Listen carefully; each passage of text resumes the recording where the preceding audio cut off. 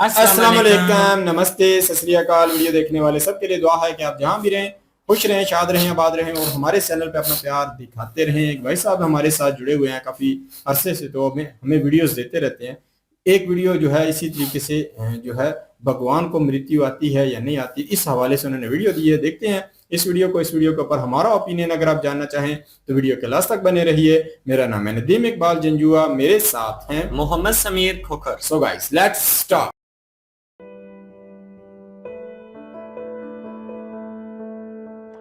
हरे कृष्णा। तो आज हम ये सवाल लेने वाले हैं कि भगवान श्री कृष्ण की मृत्यु भला कैसे हुई। पर भगवान की मृत्यु हो सकती है क्या? हमारी आपकी हो सकती है, लेकिन क्या भगवान की भी मृत्यु होती है? तो कई बार लोगों को ये कन्फ्यूजन रहती है कि जिस व्यक्ति को आप भगवान मान रहे हैं, भला भगवान की मृत्यु हो गई तो भला भगवान कैसे हो सकता है ऐसा व्यक्ति। तो आज हम इसके ऊपर चर्चा करने वाले हैं कि क्या भगवान की मृत्यु होती है या नहीं। लेकिन क्या होता है, कभी कभी देश का प्रेसिडेंट या प्राइम मिनिस्टर वो जेल जाता है और जेल जा करके देखता है कि किस कैदी की सज़ा कम करानी है। जेलर से मिलता है, जेलर से पूछता है किसका स्वभाव अच्छा है, किसका बिहेवियर अच्छा है। तो जेलर बताता है कि वेल योर हाइनेस, ये फला फला कैदी है, गलती से इससे गुनाह हो गया था और अब इसको काफ़ी पश्चाताप है अपनी गलती का, और अब ये बहुत ही अच्छा व्यवहार रखता है, बड़ा सादगी भरा इसका जीवन है, इसको अपनी गलती का बड़ा पश्चाताप है। तो फिर प्राइम मिनिस्टर या प्रेसिडेंट पूछेगा अच्छा तो कितनी सज़ा है इसकी। तो जेलर बताता है वेल योर हाइनेस, इसकी जो सज़ा है वो तो 14 साल की है, कैद बा मुशक्कत। अच्छा ठीक है, इसकी सज़ा फिर ऐसा करो 6 महीना कर दो, अगर इसमें सुधार आ गया तो 6 महीने की सज़ा कर दो और फिर इसको छोड़ देना। तो इस प्रकार से प्राइम मिनिस्टर का या प्रेसिडेंट का तिहाड़ जेल में जा करके मिलना और वहाँ पर लोगों की सज़ा कम कराना, ये उसकी बड़ी स्पेशल पोजीशन है। लेकिन जो लोग प्राइम मिनिस्टर की या प्रेसिडेंट की उस स्पेशल पोजीशन को नहीं जानते, वही जानते हैं अरे भाई अपन लोग 420 थे इसलिए हम लोग तो जेल में आए। ये प्राइम मिनिस्टर जो है ना, ये प्रेसिडेंट जो है, ये भी 420 ही है इसलिए तो जेल में आया। अरे भाई जो जेल में आता है ना वो 420 ही होता है, तो ये प्रेसिडेंट है ना, ये भी 420 है। इसी प्रकार से क्योंकि हम लोग अगर अपने कर्मों को भोग रहे हैं और यहाँ जन्म मृत्यु के चक्कर में हैं, तो जब भगवान यहाँ पर लीला करने के लिए आते हैं तो हमको लगता है अरे ये भी ना हमारे जैसे कि इनका भी जन्म होता है, ये भी बड़े होते हैं, इनकी शादी होती है, इनकी मृत्यु होती है, तो ना वो सेम ही है, जैसे हमारा केस है ना वैसे ही इनका भी केस है, भगवान का केस हमारे जैसा ही है। तो उसी प्रकार से भगवान की जो दिव्य लीला है, जो लोग उनको नहीं समझ पाते तो वो अपने आप से इक्वेट कर लेते हैं। जिस तरह से जो कैदी है जो कि जेल के अंदर है, वो ये मान बैठते हैं कि ये प्रेसिडेंट है ना, ये तो हमारे जैसा है, ये भी 420 है, हम भी 420 हैं, इसलिए तो जेल में आए हम लोग। लेकिन प्रेसिडेंट का जेल में आना और हमारा जेल में आना, दोनों के कारण अलग अलग हैं। उसी प्रकार से हमारा संसार में जन्म लेना और भगवान श्री कृष्ण का यहाँ पर आकर के लीला करना और लीला के माध्यम से हमको आकर्षित करना, हमारे पाप कर्मों को काटना और हमारे जीवन में आनंद भरना, ये भगवान का वास्तव में असली कार्य है। लेकिन जो इस बात को नहीं समझ पाते वो कहते हैं अरे पता नहीं, देखो भगवान की मृत्यु हुई। ये जो कई लीलाएं हैं जो कि एक सामान्य व्यक्ति जिसमें भक्ति भावना नहीं है वो क्यों कंफ्यूज हो जाता है। रीजन बीइंग, जो व्यक्ति भगवान से द्वेष करता है, जो भगवान से जो दूर रहता है, एक स्वार्थी जीवन बिताता है, एक मटीरियलिस्टिक लाइफ बिताता है, एक ऐसा व्यक्ति जो है उसके अंदर ये विजन नहीं होता, ये सोच नहीं होती, ये चेतना नहीं होती कि वो भगवान को समझ सके, और ईर्ष्या की वजह से वो भगवान से और दूर चला जाता है। तो ऐसे लोग जो कि भगवान से दूर जाना चाहते हैं तो भगवान उनकी इच्छा पूरी करते हैं, इसलिए भगवान ये विशेष लीला करते हैं। इसको बोलते हैं असुर मोहन लीला, यानी कि असुरों को मोहित करने की लीला है। उसी प्रकार से भगवान श्री कृष्ण ने ये लीला भी की। तो प्रभास क्षेत्र में भगवान है, ऐसे एक पेड़ के नीचे भगवान बैठे हुए हैं और उन्होंने अपनी एक टांग के ऊपर दूसरी टांग रखी हुई है, और फिर जरा नाम का एक शिकारी आता है, वो तीर मारता है और फिर भगवान का वध हो जाता है इस प्रकार से। लेकिन ये बात समझने की ये है कि 11th कैंटो के 31st चैप्टर, जो कि आखिरी चैप्टर है इस पूरे ग्रंथ का, इस 11th कैंटो का, उसमें पूरा डिटेल डिस्क्रिप्शन आता है कि भगवान किस प्रकार से अप्रकट हुए। जब जरा आया तो जरा ने जब देखा मैंने तीर किसको मारा, अरे मैंने भगवान को मार दिया। लेकिन कोई श्लोक नहीं आता कि उन्होंने तीर निकाला, क्योंकि भगवान को तीर लगा ही नहीं था वास्तव में। उसने बस ये देखा मैंने तीर भगवान की ओर चलाया है, लेकिन भगवान को तीर लगा ही नहीं। और उसके बाद भगवान ने जरा को, उस शिकारी को एज इट इज अपने धाम भेज दिया, सशरीर भेज दिया उन्हीं भगवान श्री कृष्ण ने। तो ये वही भगवान है जो कि सशरीर किसी को धाम भेज सकते हैं। ये वही भगवान है जो कि कालिया नाम का बहुत ही विषैला, जब सांप आ गया था यमुना के अंदर, तो वहां पर उस विषैले सांप को ध्वस्त करने वाले हैं, उसको डिटॉक्सिफाई करने वाले हैं, सारा जहर निकालने वाले हैं, उसको पवित्र करने वाले हैं। वो भगवान क्या तीर खा करके अपना शरीर छोड़ देंगे? ये वही भगवान है जिन्होंने कि परीक्षित महाराज की, उनकी माँ के गर्भ में रक्षा की थी, किससे? ब्रह्मास्त्र से। क्या ये तीर ब्रह्मास्त्र से ज्यादा शक्तिशाली हो गया क्या? Of course not. जब बाणासुर नाम का राक्षस था, जो व्यक्ति था, उसने शिवजी की उपासना की और शिवजी को अपनी सेना में शामिल किया कि आप भगवान श्री कृष्ण से मेरे साथ मिल करके आप उनसे युद्ध करिए, तो भगवान ने शिवजी को भी युद्ध में हरा दिया। वो शिवजी जो कि यमराज के भी ऊपर हैं, यानी मृत्यु है, वो महाकाल है, जब उनको भगवान डिफीट कर सकते हैं तो क्या वो तीर खा करके शरीर छोड़ देंगे? ये वो भगवान श्री कृष्ण है जो कि अपने गुरु को गुरु दक्षिणा देने के लिए ये यहाँ तक यमपुरी तक चले गए और यमराज जी से अपने गुरु के पुत्रों को ले आए, उनके पुत्रों को ले आए और गुरु दक्षिणा के तौर पे कहा कि आपके पुत्र जो है ये लीजिए, ले लीजिए वापस। ना सिर्फ यमराज जी बल्कि ब्रह्मांड के बाहर महाविष्णु शिव तक मिलने के लिए चले गए अर्जुन के साथ और वहां से एक ब्राह्मण के पुत्र को लेकर के आए। तो ये व्यक्ति जो इतने एक्स्ट्रा ऑर्डिनरी कार्य कर सकता है, क्या वो तीर खा के मरेगा? अच्छा आप बताइए, क्या आप तीर खा के मरेंगे? अगर आपकी पाँव पे अगर तीर लग जाए, आपके पाँव से थोड़ा खून निकल आएगा, वहाँ हैंडी प्लास लगा लेंगे, थोड़ा सा वहाँ पे एंटीसेप्टिक क्रीम लगा लेंगे, दैट्स इट। इवन हम लोग भी तीर खा के नहीं मरेंगे, तो भला भगवान कैसे मर सकते हैं? तो भगवान एक विशिष्ट लीला करते हैं और भगवान अपने जाने से पहले जो है यदुवंशियों को भी वापस अपने धाम बुला लिया। तो उसमें 560 मिलियन यदुवंशी थे जो कि आपस में लड़े। जहां पर 560 मिलियन लोग आपस में लड़ करके मरेंगे, वहां पर तो खून की नदियां बह जाएंगी।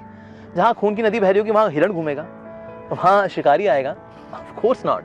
लेकिन ये भगवान की लीला है वास्तव में, जहां पर 560 मिलियंस जो यदुवंशी हैं उनका आपस में संघार हुआ है लड़ करके, वहां पर जबकि ऐसा कुछ हुआ ही नहीं, वहां कोई खून की नदी नहीं है, कुछ भी नहीं है, क्योंकि भगवान जो है इस प्रकार की लीलाएं करते हैं, दिव्य लीला करते हैं। और इसीलिए श्रीमद् भागवतम के 11वें स्कंद के अंदर ये जो लास्ट अध्याय है जिसमें कि भगवान श्री कृष्ण का लीला समाप्त करना बताया गया है, इसके अंदर आता है कि भगवान अप्रकट हुए हैं तो he disappeared just like the flash of light. जैसे आकाश में रोशनी चमचमाती है अगर, और उसके बाद फिर वो गायब हो जाती है, उसी प्रकार से भगवान प्रकट हुआ और अप्रकट हो गए देखते ही देखते। और फिर भगवान जब धाम गए, साथियों के भक्त भी वापस धाम चले गए, लीला करने के लिए यहाँ पर आए थे, हमारा उद्धार करने के लिए आए थे, हमको पवित्र करने के लिए आए थे। लेकिन जो कम समझदार लोग हैं उनको लगता है अरे देखो भगवान श्री कृष्ण के साथ भी ऐसा हो गया, ओहो हो, बड़े दुख की बात है। तो हमारे जो प्रभु हैं बड़े लीलामय हैं।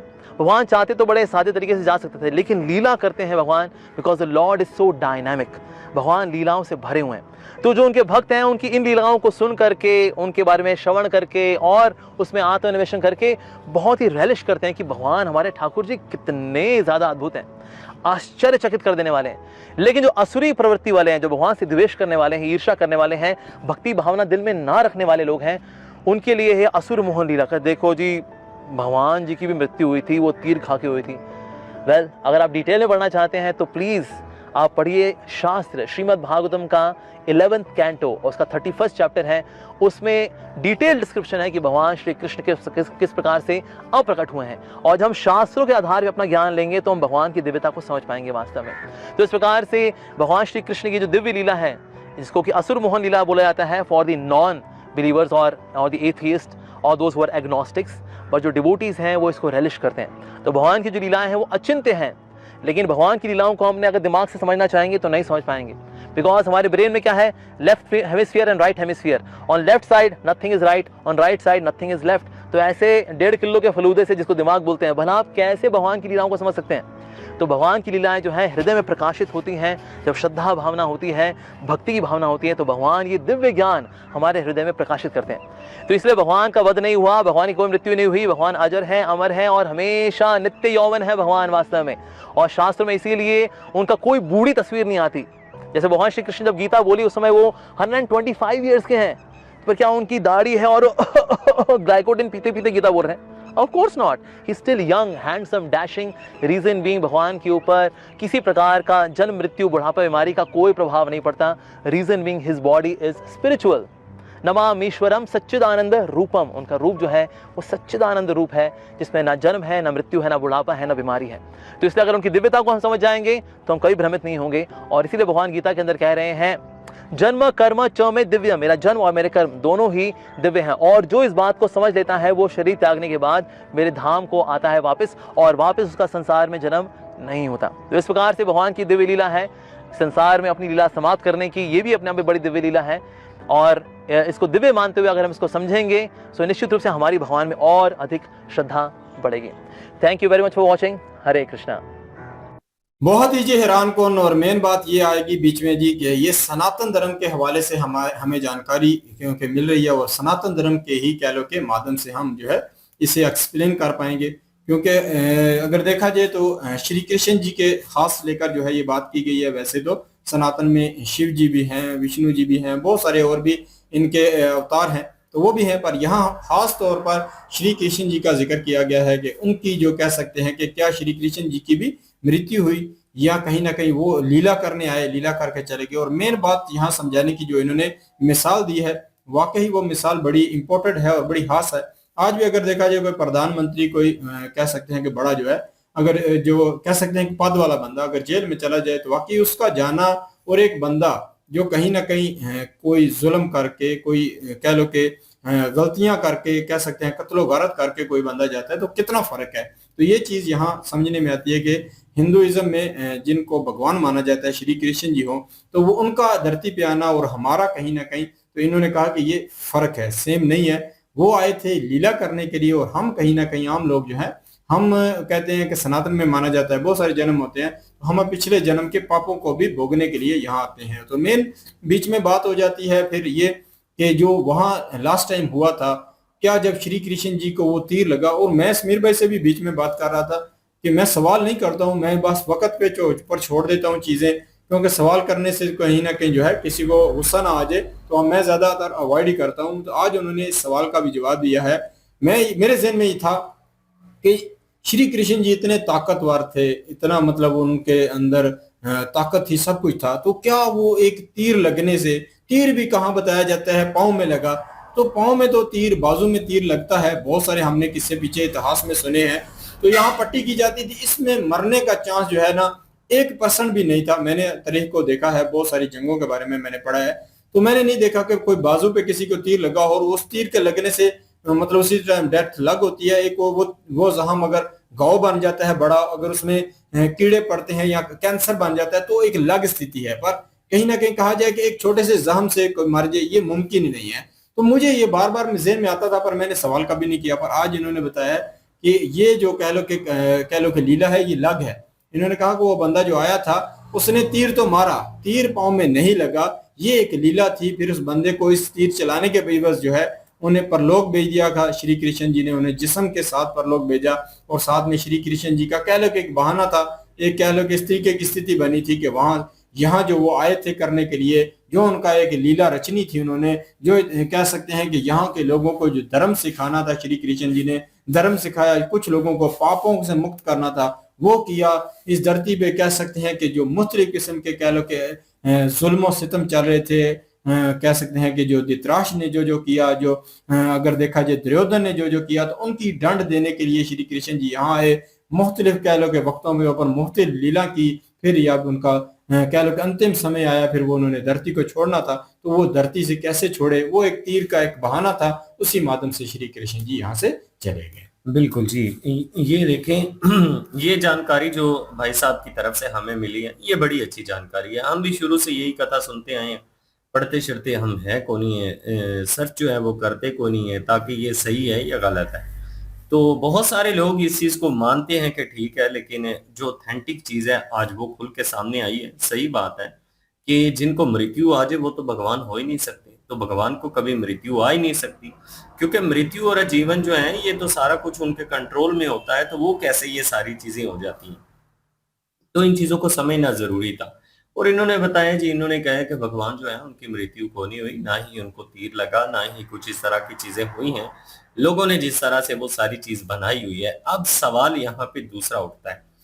एक सवाल तो ये हो गया कि ठीक है उन्हें तीर नहीं लगा, उनकी मृत्यु हुई नहीं। जब उनकी मृत्यु ही नहीं हो सकती, उनका कह लें कि जो उन्होंने अवतार लिया था वो मर ही नहीं सकता, तो वही शरीर को कैसे अग्नि में जलाया जा सकता है। और ये माना जा सकता है जी कि जो शरीर जलाया गया श्री कृष्ण जी का, उसमें एक ऐसा उनका कह लीजिए कि जिस्म का हिस्सा, जिसको नाभि भी कहते हैं और हृदय भी कहते हैं, वो बच गया।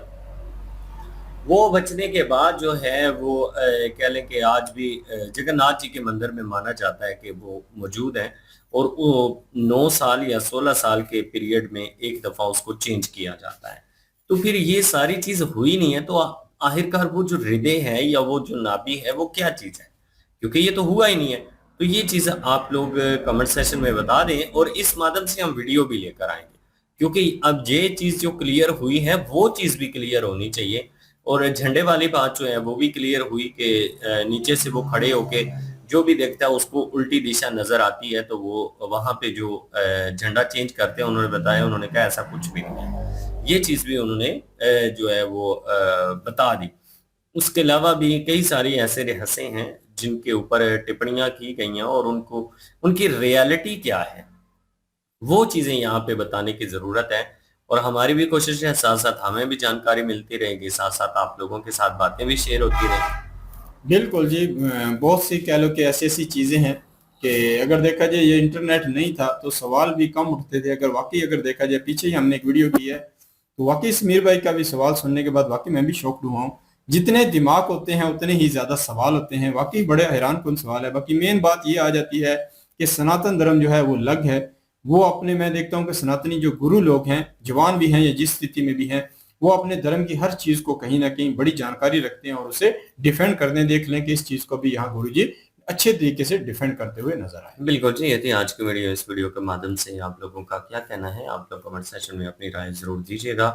दुआ में याद रखिएगा। मिलते हैं नेक्स्ट वीडियो में, तब तक के लिए अल्लाह हाफिज, पीस।